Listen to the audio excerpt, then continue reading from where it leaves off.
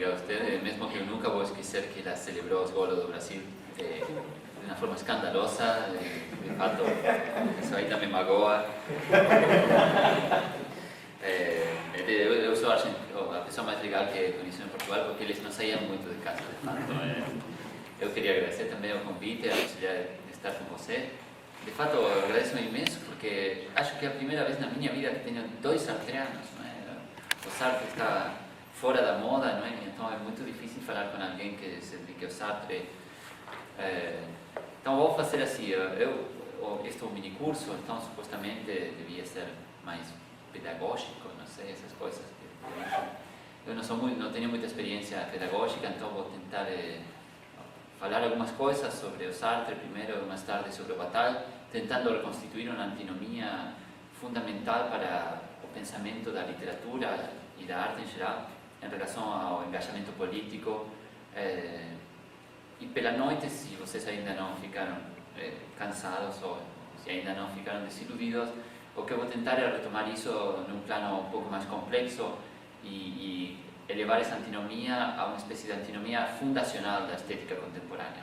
E aí já não falaremos só de Sartre e Bataille, eu vou falar aí de Blanchot, de Deleuze, de Rancière, de Adorno, de Benjamin, de toda uma série de filósofos que têm colocado a questão sobre o literário na esteira de Sartre, mesmo que seja para negar o que Sartre disse nesse livro, não é? Que hoje é objeto de críticas escandalosas que é a literatura. E amanhã não sei o que faremos, mas isso dependerá em grande parte da vossa relação comigo. Eu falo muito, tenho um problema, aviso, eu não consigo calar a boca quando começo a falar, é uma espécie de doença, é como Tourette, sim?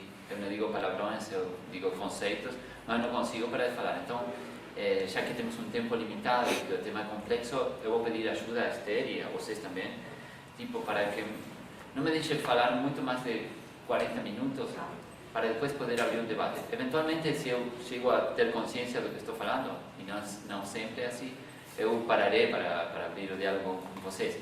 O mais provável é que tanto vocês como eu sintam que de fato eu sou ventríloco e que não estou falando. Não é? Então, vamos com Sartre?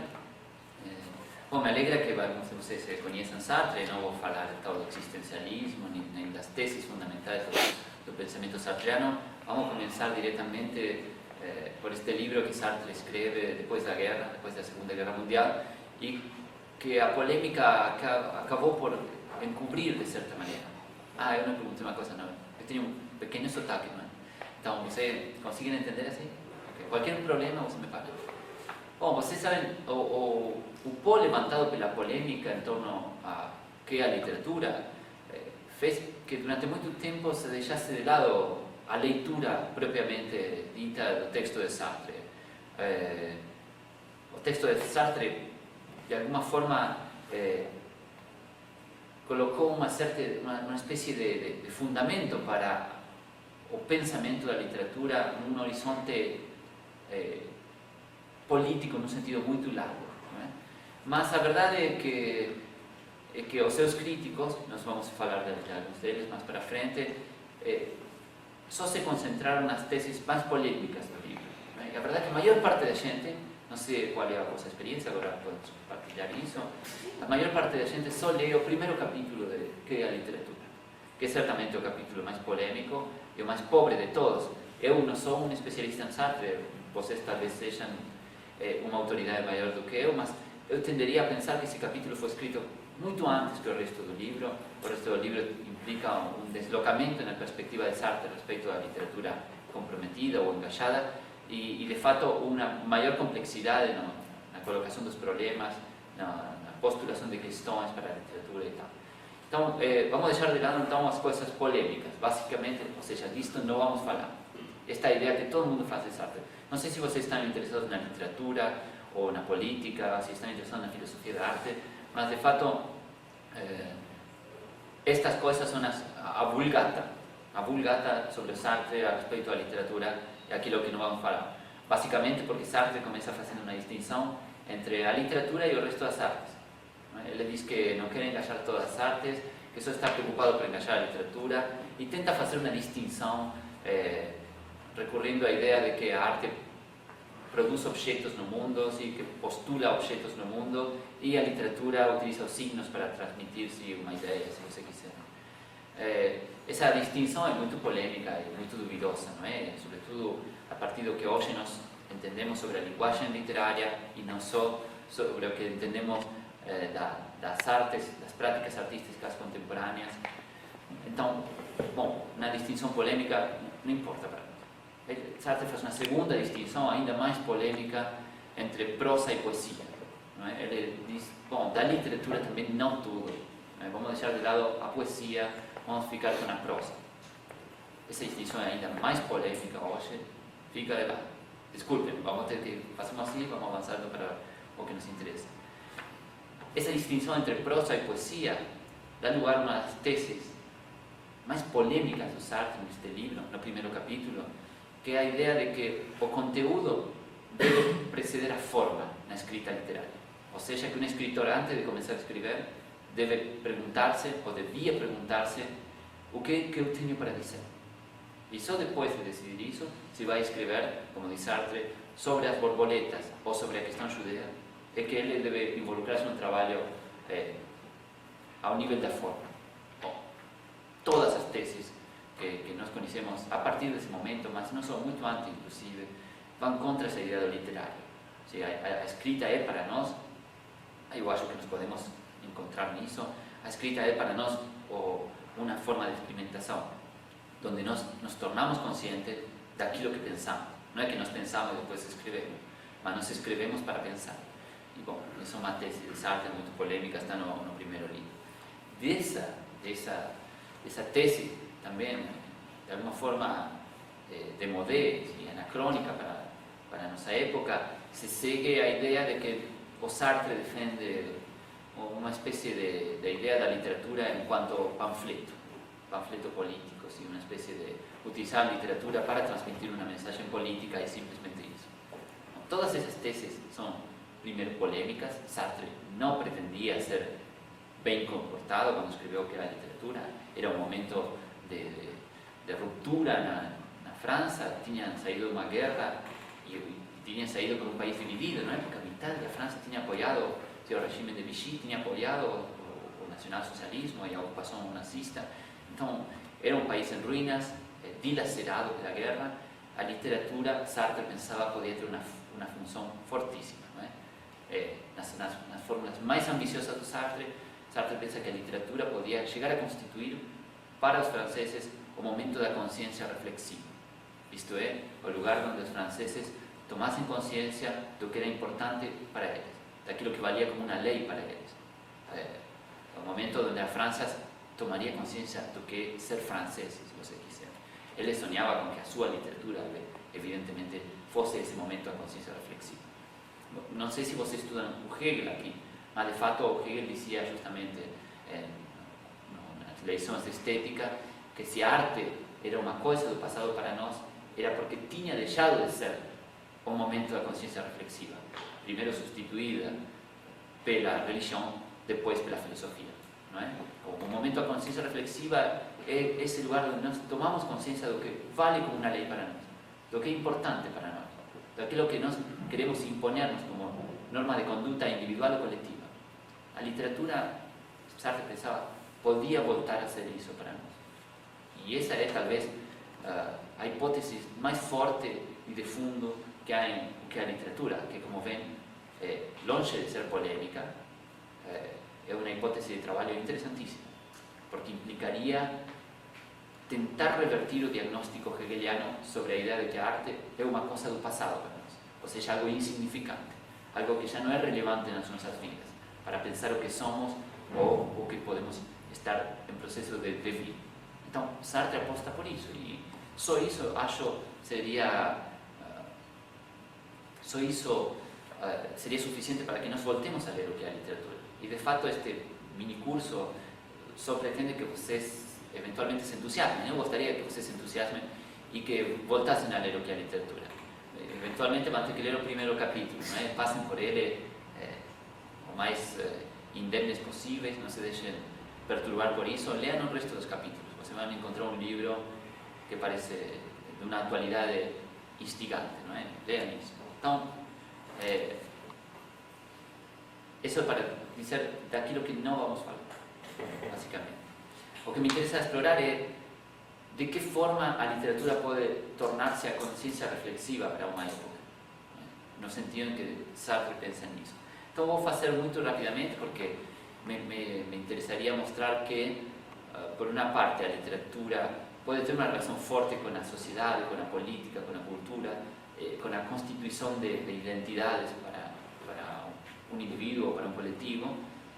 Mostrar que isso, de fato, é o conteúdo mais interessante daquilo que Sartre define como engajamento literário, como compromisso. Eu gosto de falar de engajamento, já que vocês aqui no Brasil utilizam as suas palavras, porque comprometidos estamos comprometidos todos, não é? Como quando dizemos, se estamos comprometidos, gostemos ou não, estamos comprometidos nas coisas. Agora, engajar-se implica tornar isso, que é um estado de fato, sim, uma paixão ativa, sim, um impulso de mudança. Então, eu acho que seria interessante ver em que medida Sartre articula essa ideia de que a literatura pode ser, de fato, uma forma de engajar-se no mundo, sim, de fazer da literatura um mecanismo de intervenção sobre o real ao nível das consciências, sim, dos sujeitos em causa. Vamos ver, é o que vamos trabalhar. Então, 3 ou 4 teses que vamos passar por aqui. Estou falando muito rápido, não? Tudo bem. Então, a primeira coisa, isso, sempre fiquem, hoje pela noite vamos falar mais disso, mas fiquem sempre com isto na cabeça. Sim. Na segunda metade do século XIX, Hegel tinha afirmado que a arte era uma coisa do passado para eles. Vocês sabem, os gregos, segundo Hegel, encontravam na arte, na escultura, nomeadamente, Nietzsche vai dizer na tragédia, um momento onde aquilo que era importante para a comunidade se refletia, se manifestava de uma forma que para os gregos era imediata. Nós temos uma diferença a respeito dos gregos, isto é algo que diria Hegel, e que tem a ver com o devir da consciência ocidental. Você vai no museu, vê uma obra, sei lá, o Guernica de Picasso, e então a primeira coisa que perguntam é o que significa isso? Não é? Qual é o sentido disso? Você necessita, de fato, ou você apela à racionalidade para compreender aquilo que se manifesta numa obra de arte. Bom, Hegel dizia que os gregos não necessitavam disso, que o momento da consciência reflexiva era a arte. A arte era justamente essa linguagem imediata, que o cristianismo substituiu pela religião e que a filosofia substituiu por uma espécie de uma configuração da racionalidade. Então, tenham isso em conta. De fato, o diagnóstico de Hegel nos irrita ainda hoje, mas a verdade é que a arte ocupa um lugar muito secundário para nós nas nossas vidas, não é? Nós lemos, claro, nomeadamente nos ônibus, nos metrôs, nos tempos mortos, quando não estamos trabalhando, né? A leitura da literatura e a contemplação da arte ocupam o lugar do ócio, o lugar do tempo morto, e não é uma coisa muito séria, é algo que atribuímos a gente que não tem muito para fazer. As coisas importantes são estudar, trabalhar, produzir, mas a nossa relação com a arte é marginal, é secundária. A ideia de Hegel, então, é que isso não sempre foi assim. Pelo menos para os gregos não foi assim. A arte estava no centro do mundo grego. Para que vocês façam uma ideia, o orçamento para produzir os festivais trágicos na Grécia clássica era muito maior que o orçamento que se utilizava para manter a flota, a marina. Ou seja, a defesa da Atenas levava menos recursos que a produção da tragédia. Para que vocês façam uma ideia do que significou alguma vez a arte para um povo.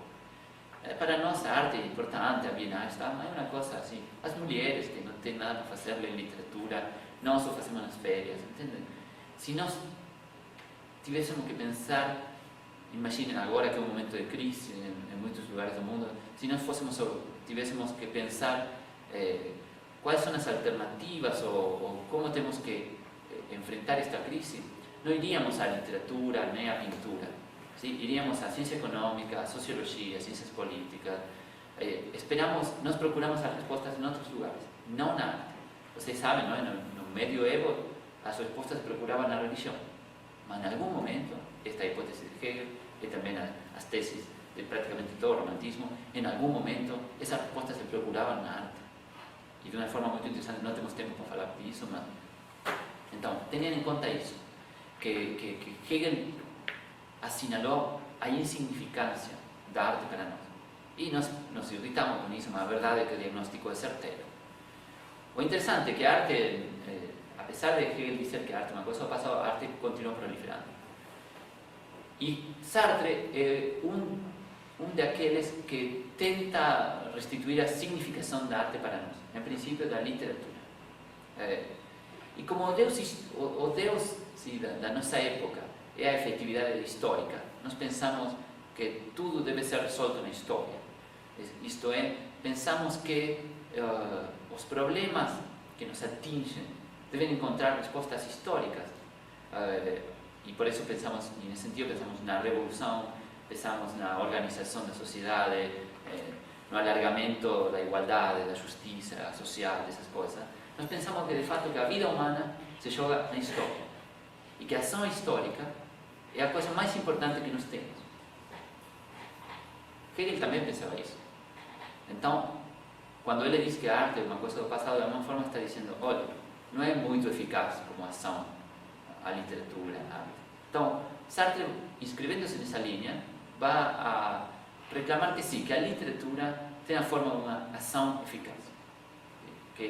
Que a literatura tem a forma de uma ação eficaz. Eu trouxe uns pequenos textos para ler, sim, mas eu acho que não vou ler todos, para que vocês, esta frase vocês conhecem, não é? De Bryce Parain, que é um escritor da época de Sartre, dizia: as palavras são pistolas carregadas, são armas carregadas. Quem fala, dispara. Então, de fazer isso de olhos bem abertos, e não como as crianças, não é? Que fecham os olhos e disparam para o ar só para ouvir os disparos. Não? Então, a ideia de Sartre é que, de fato, sim, que a literatura, não toda a literatura, a prosa, isso não importa, é como uma arma carregada. E que o escritor deve saber que, quando escreve, tem uma arma nas mãos. Viram que agora parece que quem tem um carro tem uma arma, tá? Eu vi os cartazes aqui, uma moto, uma arma pequenina. Então, bom, para Sartre, a grande arma da época é a literatura. Ou melhor, ele quer contribuir para esse devir da literatura, para que a literatura se torne uma arma, ou seja, um instrumento de intervenção no mundo, um lugar onde a ação eficaz encontra uma das suas formas privilegiadas. Então, vou ler dois pequenos fragmentos para que vocês vejam de que está falando Sartre. Escreve Sartre: falar é agir. Uma coisa nomeada não é mais inteiramente a mesma coisa. Perdeu a sua inocência. Nomeando a conduta de um indivíduo, nós a revelamos a ele. Ele se vê. E como ao mesmo tempo a nomeamos para todos os outros, no momento em que ele se vê, sabe que está sendo visto. Seu gesto furtivo, que dele passava desapercebido, passa a existir enormemente, a existir para todos, integra-se no espírito objetivo, assume dimensões novas, é recuperado. Depois disso, como se pode querer que ele continue agindo da mesma maneira?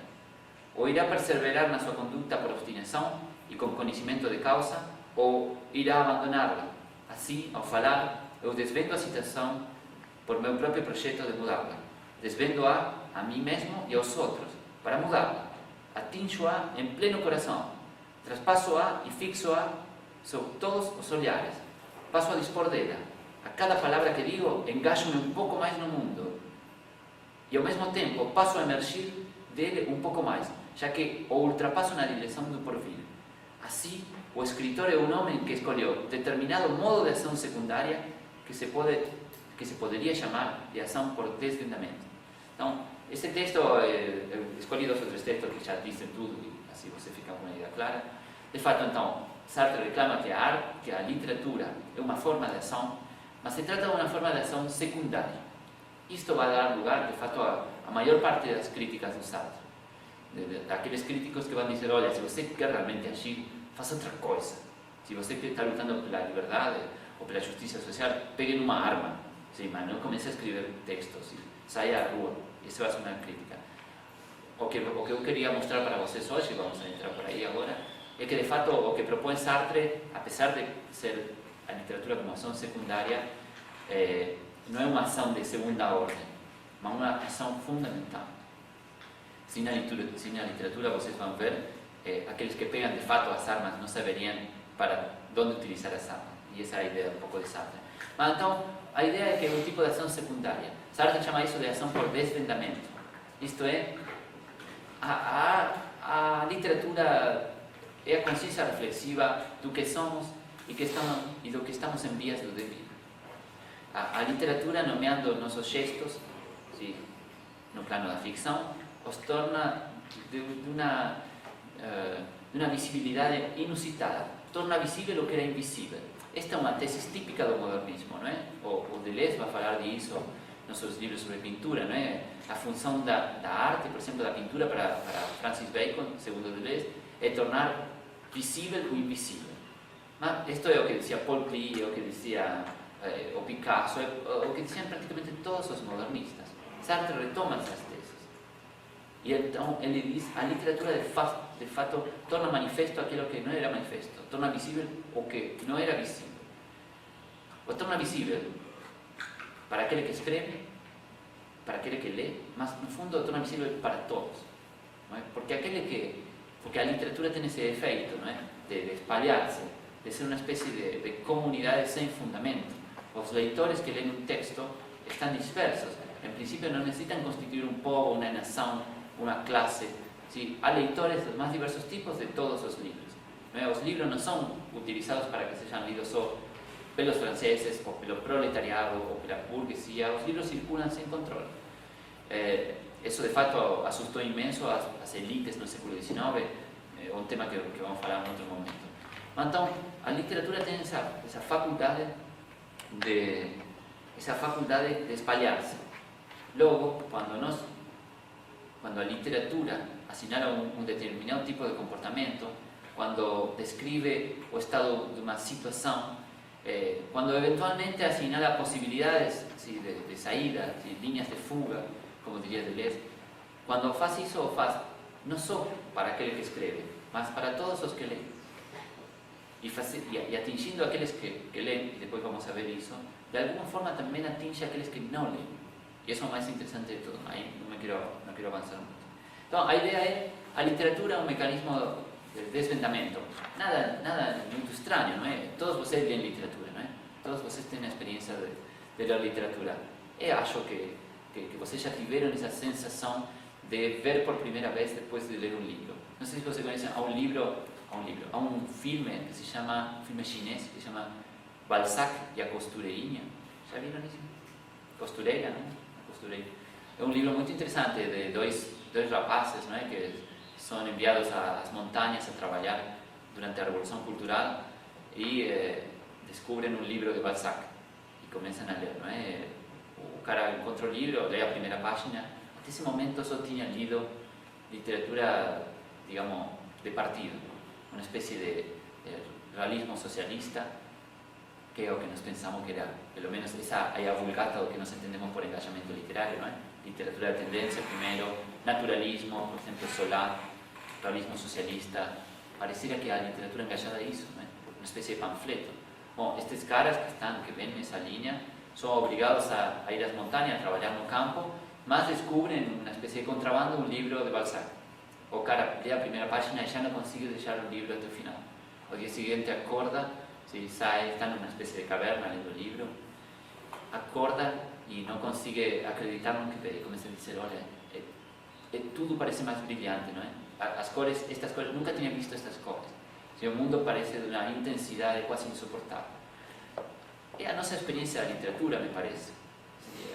Mesmo aqueles que não fazemos uma experiência profunda, aqueles para os quais a literatura é simplesmente uma espécie de prática menor, que ocupa as nossas noites, os nossos momentos de depressão, aquilo como uma espécie de lugar de fuga, temos essa experiência, né? Que a literatura torna visível o invisível, ou se você prefere, pelo menos torna manifesto aquilo que nós pretendemos ocultar, que intensifica as formas da vida, as situações nas quais nós vivemos as nossas vidas, intensifica as histórias que contamos e tal. E depois de fazer isso, só com muita má fé, a dizer Sartre, nós podemos esquecer disso. Mas agora vamos mostrar por aí. Então, primeira coisa, a literatura é uma ação por desvendamento. Sim, por desvendamento. Tudo claro aí? Eu não costumo ser claro. Hoje, acho que foi a festa de ontem, não é? A bebida ainda está no sistema, então eu vou mais devagar. Ok. Vamos avançar um pouco. Página 4.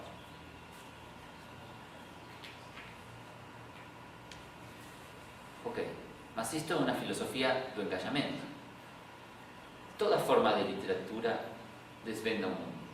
Ali, ou melhor, para Sartre, toda forma de prosa desvenda o mundo. A prosa desvenda o mundo, torna manifesto, torna visível o invisível, torna audível o inaudível e assim. Por exemplo, para que você faça uma ideia do que estamos falando, por exemplo, Richard Wright, que é o primeiro escritor negro a fazer dinheiro nos Estados Unidos como escritor, ou seja, o primeiro negro a vender livros, de fato, não só para negros, mas também para brancos. Richard Wright escreve sobre os negros, evidentemente, escreve um livro que vocês talvez conhecem, que se chama A Cabana do Tio Tom, onde fala da exploração dos negros no sul dos Estados Unidos e torna visível algo que era invisível para a sociedade. Porque ninguém falava disso, entende? No norte dos Estados Unidos a gente estava contra a escravidão, estava contra a segregação, mas não se fazia uma ideia do que isso significava. Era uma espécie de abstração. Richard Wright escreve sobre isso, descreve essa situação de uma forma que começa a assombrar a seus leitores. Assombrar no mesmo sentido que Marx dizia que o comunismo, não é, assombrava a Europa. Uma presença elusiva, que vocês não conseguem pensar completamente, que fuge um pouco das categorias às quais vocês estão habituados, mas que já não deixa vocês ficar em paz. Não é? Então, a forma em que a literatura manifesta, ou que não está manifesto, é essa. Por exemplo, dá visibilidade a um sujeito, por exemplo, o sujeito da opressão, neste caso os negros, que esse sujeito não era reconhecido, nem sequer como parte política. Não é? Talvez a leitura de Rancière seria muito interessante neste sentido. Diz Sartre, então, tentaremos, então, concluir que o escritor decide desvendar o mundo e especialmente o homem para os outros homens, com o fim de que estes assumam perante o objeto agora colocado ao nu a sua inteira responsabilidade. A função do escritor é fazer com que ninguém possa ignorar o mundo e considerar-se inocente diante do mundo. Vocês reconhecem aqui as teses fundamentais do existencialismo, não é? E aquela flamigerada frase, não é, de que estamos condenados a ser livres. Ou seja, que temos a responsabilidade de assumir a nossa liberdade.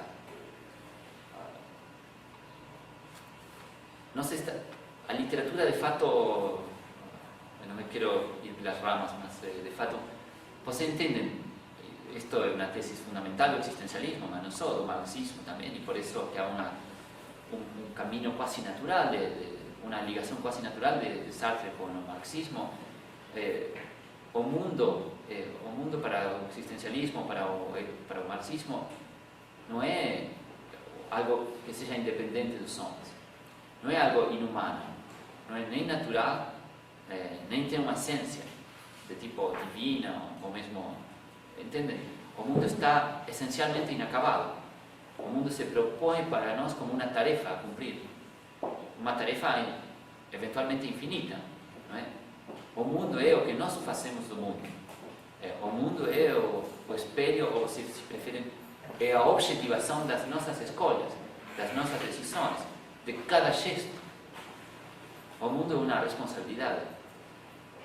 A literatura tenta reavivar essa consciência, porque de fato, no dia a dia, não pensamos que o mundo já está feito, que o mundo não é conosco, não é? Nós pensamos, nós fazemos as nossas escolhas, mas depois de fazer essas escolhas, vivemos essas escolhas como se de fato não fossem a nossa escolha. Por exemplo, ninguém vai atrancar, por favor, ninguém vai atrancar. Mas você decide estudar filosofia, sei lá, 4 anos atrás, e depois fazem de conta de que vocês não podem escolher outra coisa, sei lá, porque não gostam da filosofia, ou porque surgem outras questões mais instigantes na sua vida, outras necessidades, outros desejos, você fazem de conta que fazer a carreira de filosofia é algo que você tem que fazer. Vocês são alunos de filosofia, vocês não são seres livres. São gente que se involucrou nesse projeto. Esse projeto são vocês. Bom, isso é, para Sartre, uma das figuras da má-fé, não é? De fato, o mundo está continuamente inacabado, continuamente aberto, e é nossa responsabilidade assumir essa tarefa de que o mundo está completamente aberto. O que vale para a existência subjetiva e individual de cada um, vale também para as nossas comunidades. Nós decidimos o que queremos que sejam as nossas comunidades. Parece muito difícil, depois vamos falar disso.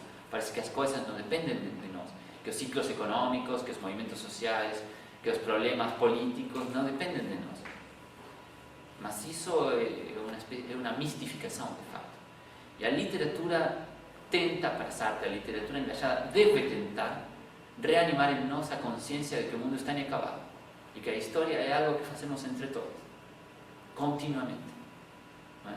O engajamento passa fundamentalmente por aí.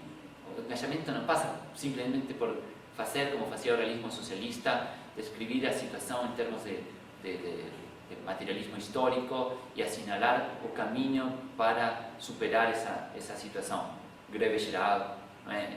Formação de soviets, toma do poder do Estado, reforma cultural a partir do Estado. Não entendem? Isso que foi uma fórmula durante alguns anos que funcionou, nomeadamente nos Estados socialistas, não é o que Sartre está pensando pelo engajamento literário. O que ele está pensando é algo muito mais alargado. E tem a ver menos com o devir marxista de Sartre que com os seus princípios existencialistas. Ele está pensando que, de fato, a literatura deve engajar-se, que pode engajar-se, que se o faz pode chegar a ter efeitos impressionantes sobre o mundo, pode realmente contribuir essencialmente para o devir da humanidade, mas não está pensando em receitas feitas, não está pensando em panfletos marxistas. Para que você faça uma ideia, o escritor no qual está pensando ele, e isto é algo que eu convido vocês a pensar, apesar de que ele fala de que a prosa deve ser transparente e todo, que a prosa deve ser transparente, não colocar-se entre nós e o mundo, mas ser um caminho de nós para o mundo, apesar de tudo isso, o escritor que ele tem na cabeça é Kafka. Bom, evidentemente, ele pensa que Kafka é transparente. Estamos falando de alguém de alguém muito complexo, de alguém que realmente tem uma cultura tão grande que entende que um livro como O Processo é uma forma de literatura engajada. Entende? Então, agora vamos ver porquê. Pensem também na literatura do próprio Sartre. Não é? Vocês leram A Náusea, provavelmente conhecem algumas peças de teatro do Sartre. Aquilo não é um panfleto. Não é? Os textos de Sartre são profundamente complexos. Não é?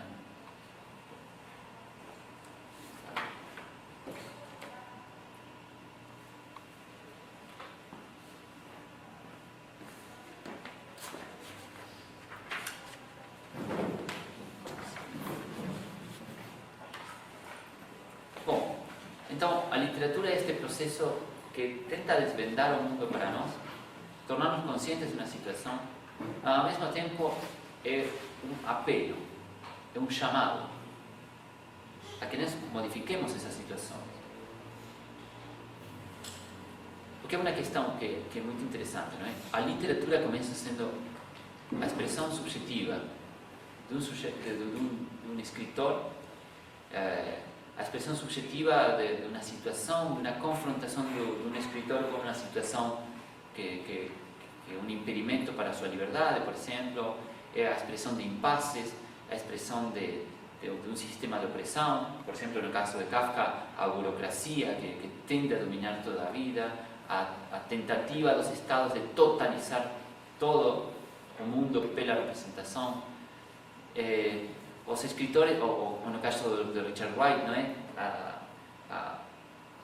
O sentimento de dilaceração de um negro rico que mora em New York e que tem a possibilidade de falar e de dar-se com os intelectuais de qualquer cor, sabendo que também, por outra parte, ele não é só escritor, que ele também é negro, e que os negros que são negros como ele estão sendo escravizados no sul dos Estados Unidos. Os escritores, de alguma forma, manifestam subjetivamente essa situação. O Sartre no está pensando en que o escritor necesita una especie de esquema de interpretación do mundo, mesmo que seja um materialismo o histórico. Não, você sabe, um dos princípios, não é, do existencialismo sartreano. Nós somos obrigados a escolher todo o tempo, mas não há um esquema de valores trascendente, não há nada onde apoiar-se. O escritor, então, a literatura nesse sentido é uma expressão puramente subjetiva quando surge. Se a literatura fosse simplesmente uma expressão subjetiva, então nunca poderia ser o momento da consciência reflexiva de um povo, o lugar onde um povo toma consciência do que é importante para ele. Simplesmente seria o lugar onde se manifesta a consciência reflexiva de um indivíduo, em princípio privilegiado, né? Porque tem a possibilidade de fechar-se num quarto a escrever, não necessita ficar todo o tempo submetido ao trabalho normal, ao trabalho assalariado. Então, se a literatura só fosse expressão subjetiva, pensar a literatura como engajamento não levaria a parte nenhuma. Sartre, então, fala de uma espécie de consciência trágica do escritor, que sabe que aquilo que faz é desvendar a realidade, tornar visível o invisível, mas ao mesmo tempo sabe que aquilo que ele faz não é essencial para o mundo, que aquilo que ele faz é simplesmente manifestar algo que a priori é puramente subjetivo. Então, a literatura é primeiro desvendamento, mas na medida em que o escritor quer conjurar, na medida em que o escritor quer responder a essa falta de essencialidade daquilo que ele faz, a literatura também é um apelo. É um apelo a que os leitores objetivem essa expressão subjetiva que o escritor propõe nos seus livros. Entende? Basicamente, vou simplificar isto muito, porque estou falando demais. Basicamente, fazendo isto, por exemplo, eu escrevo um livro tentando suscitar a indignação dos meus leitores a respeito de determinada situação. Para que você não pense em coisas muito simples, Kafka descreve a burocracia dos estados totalitários da sua época, que ele vê aproximar-se, não é? E de alguma forma nos mostra que não há saída por aí, que não há caminho possível por aí. Isso suscita a nossa indignação. Mas na medida em que a obra de Kafka é a expressão subjetiva de um escritor que escreve de fato fechado num quarto, vocês sabem, Kafka nem gostava de levantar-se da cadeira, gostava de escrever todo direito, não é? Resignava a vida toda, preferia passar fome, preferia mijar-se na cadeira, a ter que levantar-se e ter por isso que interromper a escrita. Mas a obra de Kafka é ao mesmo tempo um apelo, através da indignação que suscita a sua obra em nós, diz Sartre, nos leva a nós, enquanto leitores, a tentar responder a essa indignação. E, por exemplo, a modificar um estado de coisas no mundo. Por exemplo, travar uma luta contra a burocratização das sociedades no século XX. Entende como funciona? Então, é um mecanismo de desvendamento, nos ensina algo que nós não sabíamos, nos mostra algo que nós não conseguíamos enxergar, mas ao mesmo tempo apela a que nós demos corpo a essa expressão, que de alguma forma respondamos, nos comprometamos num devir mundo da expressão, que lutemos porque aquilo que é mera expressão subjetiva, expressão que pode ser sob a forma de indignação, por exemplo, em Kafka, mas também pode ser sob a forma da utopia, não é? Nós podemos ler um livro mais clássico, por exemplo, os livros de fato têm esse efeito, não é? Nos livros tudo parece perfeito, inclusive a tragédia. Quando nós voltamos dos livros, o mundo parece muito pobre. Então, a literatura para Sartre também é um apelo no sentido que essa expressão tem um efeito de mover-nos a lutar porque o mundo seja mais intenso, mais belo, mais justo, entende? Então, é um apelo. A ver se deu um texto que fique mais claro.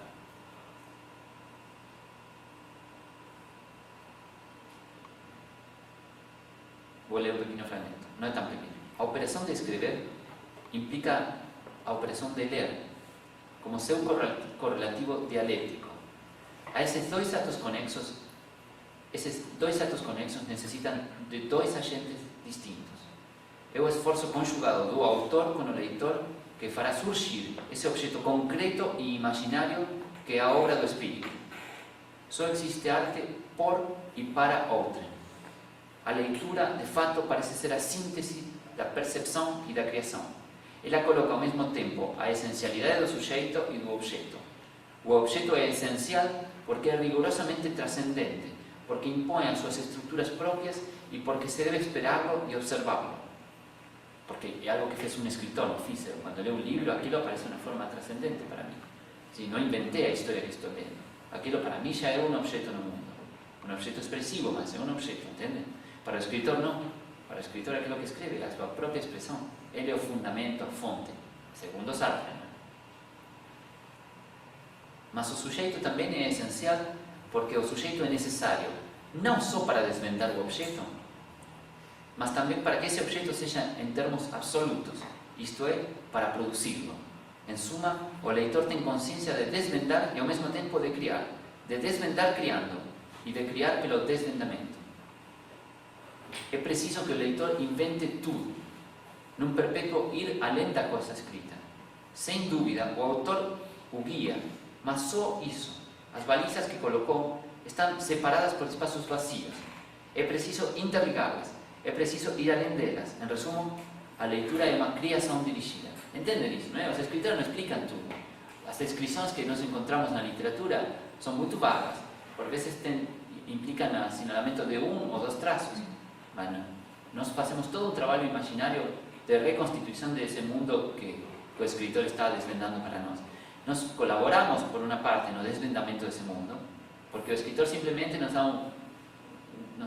mexe um pouco, nos dá um impulso, um primeiro impulso. Mas depende de nós que esse primeiro impulso, que é fruto de uma expressão puramente subjetiva, se torne de fato uma forma de objetividade. Primeiro, ao nível da imaginação, e caso o apelo que faz o escritor tenha sucesso, sim, também na materialidade das coisas.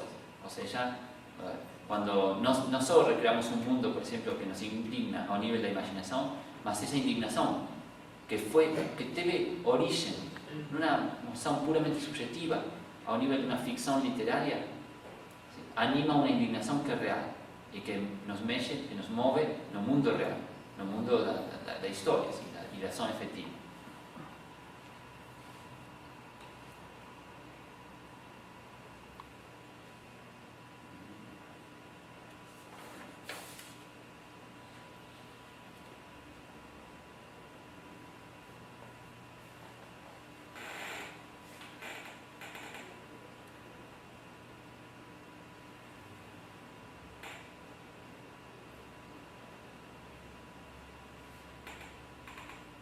Ok.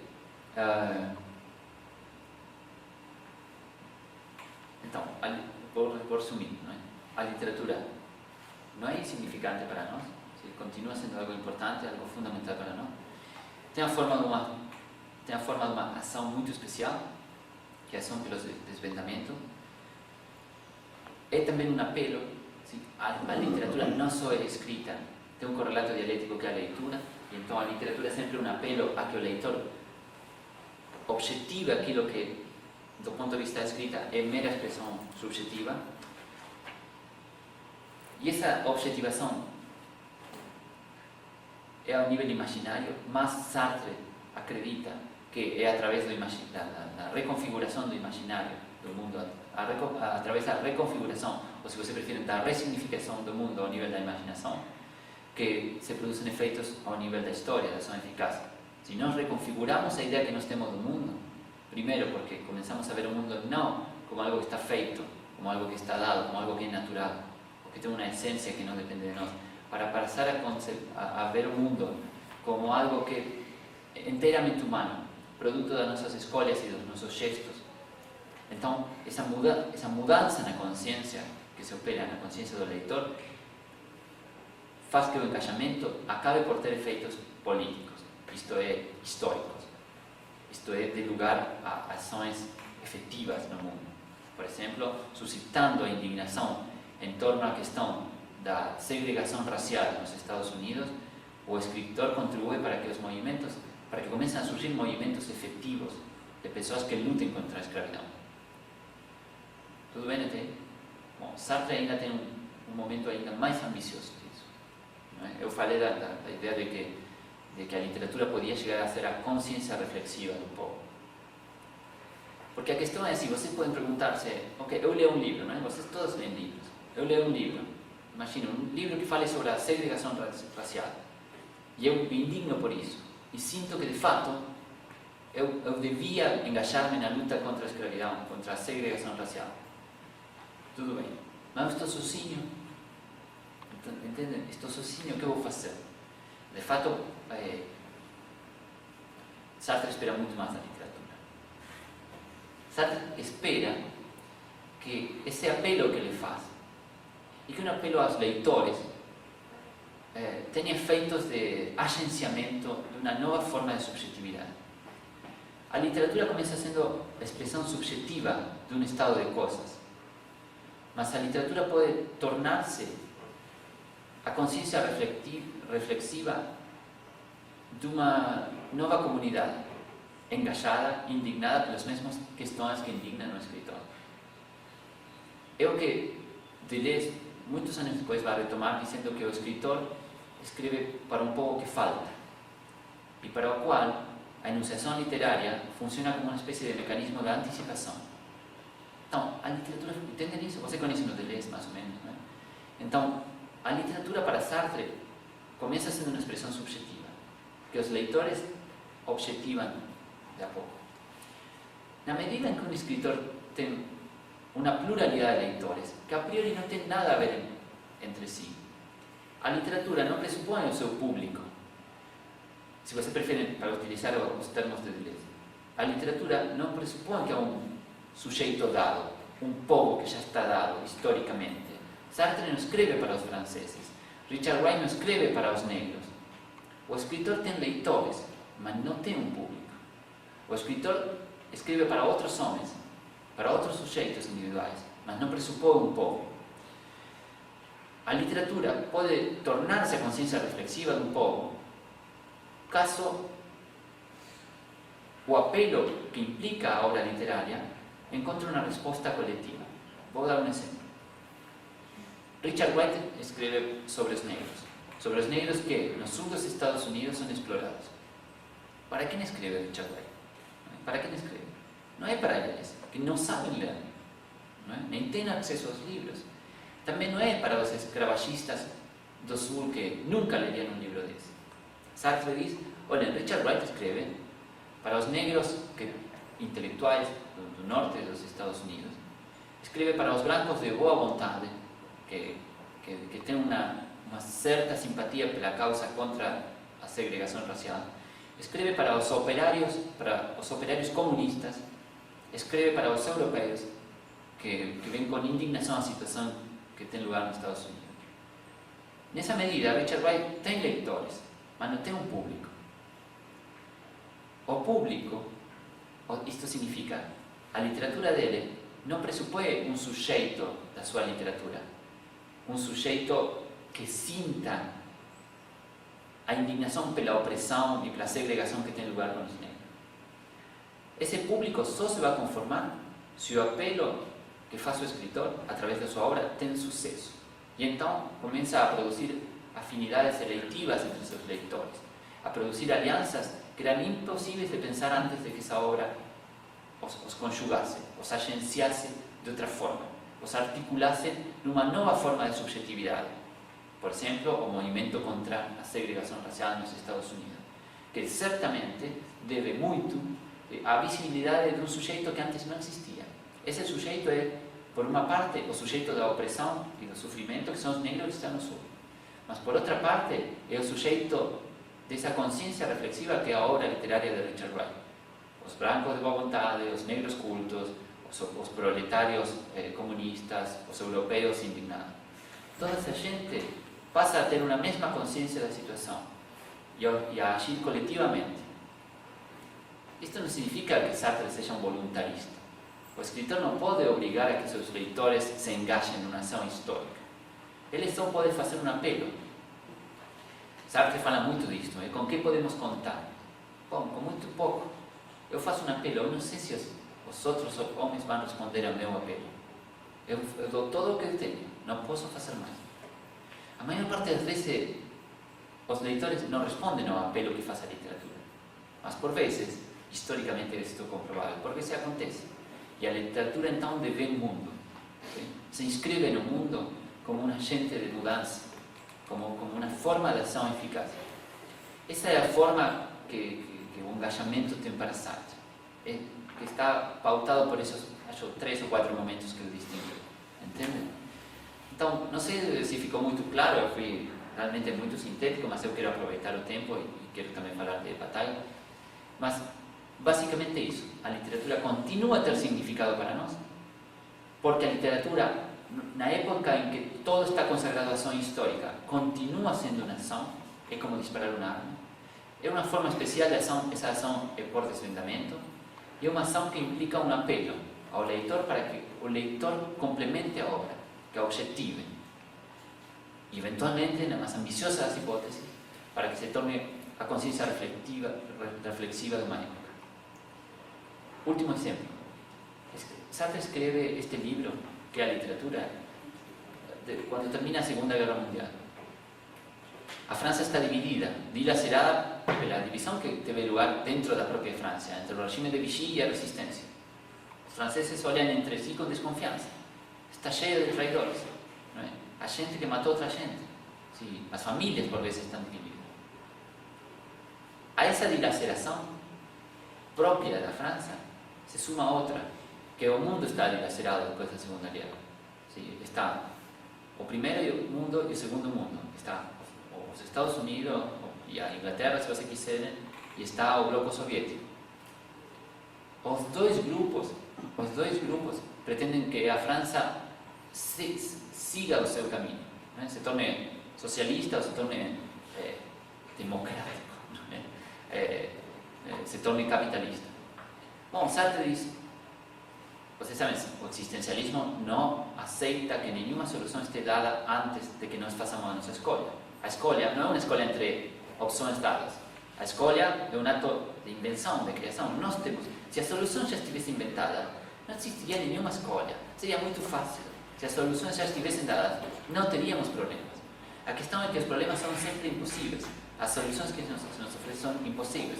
França não pode nem seguir o caminho do socialismo, nem seguir o caminho do capitalismo. França tem que fazer uma escolha, mas não encontra a forma. E então Sartre diz, bom, o escritor, nesse contexto, é uma espécie de profeta, que tem que levar os seus leitores para além das escolhas que estão dadas, que estão propostas à liberdade dos leitores, que são, neste caso, o socialismo e o capitalismo.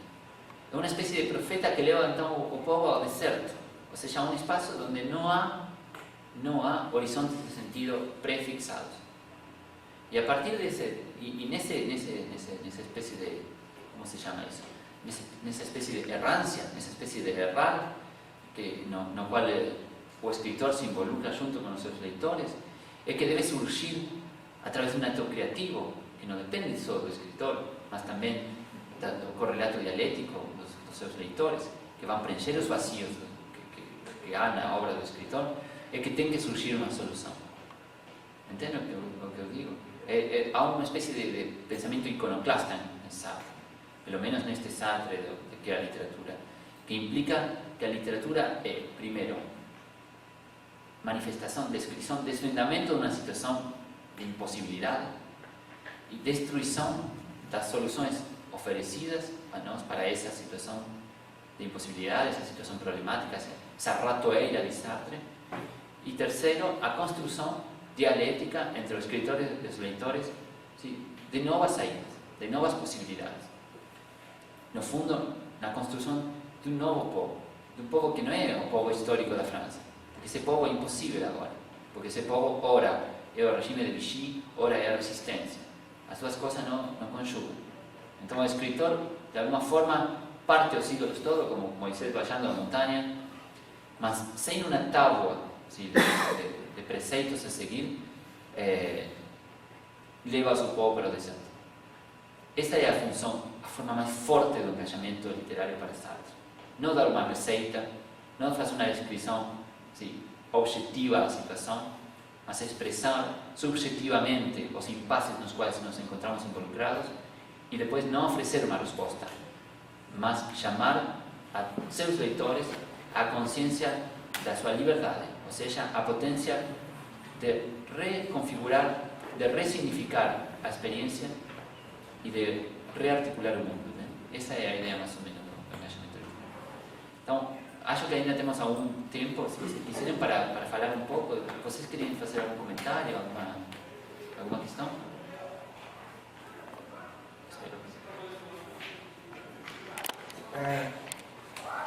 Nessa concepção assim, eu não li muito tarde, mas me pareceu interessante que a literatura, a escritora, ela desvela as coisas e de uma certa forma o leitor tem que...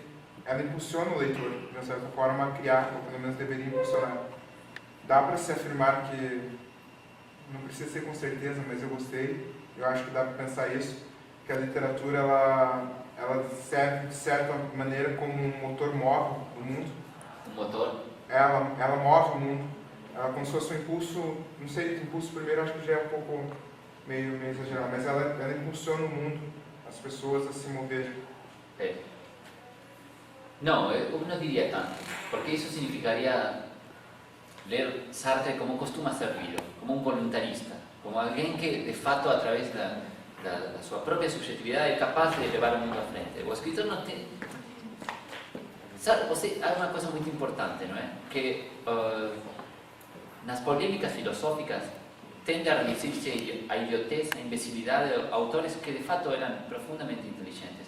Sartre não é um cara que pense que o escritor é alguém mais inteligente ou mais poderoso que os seus leitores. De fato, o escritor é um cara bastante impotente. Não é? Ele não escolhe a situação na que escreve, ele simplesmente tenta rearticular ao nível da expressão essa situação para que essa situação não pareça como algo fechado, algo que já está definido, mas como algo que depende, que está essencialmente aberto, como algo que se propõe como uma tarefa para nós. Basicamente, o engajamento tem uma única função, ou melhor, a literatura engajada tem um único objeto, que é a liberdade. Claro, a liberdade é sempre pensada de forma concreta, em relação aos obstáculos a essa liberdade. Para um negro, esse obstáculo é a segregação. Para Sartre, é a divisão do país entre comunismo e capitalismo. Para Kafka, o fato de ele não poder escrever em alemão, não poder escrever em checo, não poder escrever em yiddish. E assim, há um monte de formas possíveis. Cada escritor fala de liberdade num contexto diferente, numa situação diferente. A liberdade não é uma coisa abstracta. Nós só experimentamos a nossa liberdade quando nos confrontamos com a inércia do mundo, não é? Com os obstáculos que tendem a dizer, não, você não é livre. É só superando esses obstáculos criativamente, através de uma escolha que implica a invenção de um novo termo que não existia antes no mundo, é que nós experimentamos a nossa liberdade. Nesse sentido, o escritor simplesmente é o operador da consciência reflexiva a respeito da nossa potência, de reconfigurar a experiência, de resignificar a experiência e rearticular o mundo. Entende? Não é alguém que... não é um motor. O motor somos nós. Sim. Somos cada um de nós. Assim, dá para fazer um paralelo com o Rancière, né? No Mestre Ignorante, ele fala da parte dos poetas, na parte 3, do capítulo 3, a hora que ele fala, que é o capítulo mais belo, acho, da obra, que ele fala que o leitor, quando ele vê o poeta, ele se reconhece como poeta também. E quando assim, com todas as... Duas coisas, muito bom. O Rancière, de fato, eu sinto que... A verdade é que eu faz alguns anos que sinto que o Sartre está em todos os autores franceses, não é? Mas o Rancière, certamente... Uma coisa que eu esqueci de dizer. Viram? Você estuda estética, não é? Aqui. Qual é a emoção associada à experiência estética? Alguém lembra? Qual é o sentimento associado à experiência estética? Alguém lembra? Kant? Lembra que ele falava Kant? Não? Bom, na tradição clássica, a experiência estética está associada ao prazer, não é? O prazer. Lembra disso?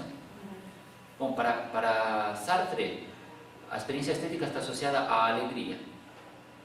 Por que a alegria? Porque na obra nós nos tornamos conscientes da nossa liberdade. Nós fazemos, quando lemos um romance, quando lemos um texto literário nós temos uma experiência intensa da nossa liberdade, porque nós colocamos em ação a nossa liberdade para preencher a outra. A liberdade está associada ao que no projeto da modernidade nós chamamos emancipação. E aí vamos ao Rancière. O Rancière, de fato, pensa que uma comunidade emancipada é uma comunidade de narradores e tradutores. O que significa isso? Significa que nós, o que deveríamos fazer para emancipar-nos é simplesmente traduzir as aventuras intelectuais nas quais nos involucramos para o uso dos outros e contra-traduzir as aventuras, os relatos que outros fazem das suas próprias aventuras intelectuais. Esse é o secreto da emancipação. Esse é o projeto, se você quiser, associado a uma filosofia da liberdade. Então, claro, me parece que é exatamente isso que nós devemos fazer. Sentir que a arte não é algo perante o qual nós devemos rendir culto. Não é algo perante o qual nós devemos cair de joelhos, como diz Hegel que faziam os gregos perante as esculturas de Apolo, por exemplo. Não, a arte é justamente... a arte é uma espécie de linguagem privilegiada, uma linguagem muito especial. Merleau-Ponty dizia que era o avesso da linguagem. Sim? É uma linguagem privilegiada para a ressignificação da experiência e reconfiguração do mundo. E aí actuamos como narradores ou como tradutores. Mas aí não importa, de fato, mas isso pressupõe a liberdade, o reconhecimento essencial da liberdade do outro, ou se você prefere, como diz Rancière, a assunção totalmente não razoável de que somos todos iguais. Que é um princípio, não é que todos vamos escrever igual ou ter os mesmos resultados. Mas nós devemos, quando nós escrevemos um romance de forma engajada, devemos pressupor que o cara que está lendo é igual de inteligente que nós. Nos colocamos a prova a inteligência, decimos, de alguma forma, demonstrem que são inteligentes. Da mesma forma, Sartre, de alguma forma, dizia, demonstrem que são livres, coloquem em ação